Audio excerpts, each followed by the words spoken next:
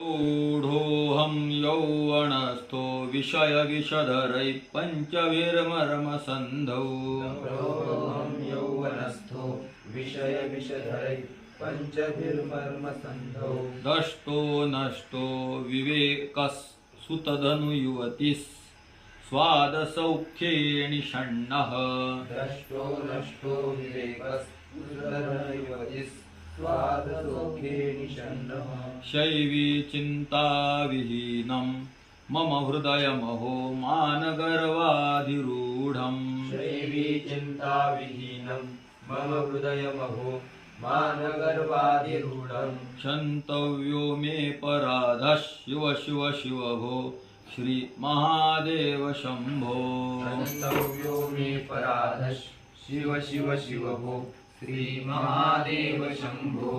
अर्थ बघा डायरेक्ट. प्रौढोहम यौवनस्थ, ज्यावेळेस मी प्रौढ होतो. प्रौढ म्हणजे 16 का षोड शब्दात परम यौवनम, 16 वर्षाच्या पुढे ज्यावेळेस मी होतो त्यावेळेस किरण सर्वत्र बालके एव दृष्टी भवे, सदा बालके एव दृष्टी भवे एतस्य नितिनस्य.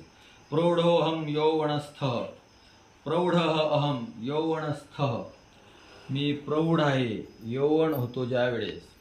विषय विषधरैही, विषयरूपी विषधर म्हणजे सर्प, असे विषय किती आहेत? 5. रूप रस गंध स्पर्श शब्द. काय सांगितलं मी तुम्हाला? रूपानं कोण गेलं रे? पतंग. रूप रसानं कोण? रूप रस गंधानं कोण? भृंग. रूप रस गंध स्पर्शानं कोण? हत्ती. आणि शब्दानं कोण? या पाचांच्या यांनी काय केलं? माझ्या मर्मसंधौ दष्टः, माझ्या मर्मावर यांनी आघात केला.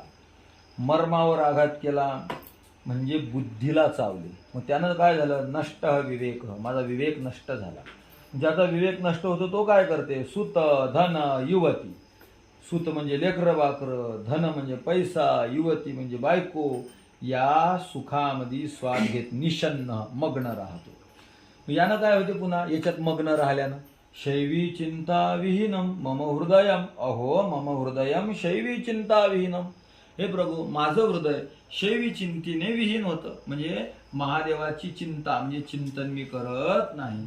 आणि उलट मान गर्वाधिरूढम, मान आणि गर्वावर मी आरूढ होतो. जिथून पाहिजे तिथून कुत्र्यावानी नुसता मानस शोधत राहतो.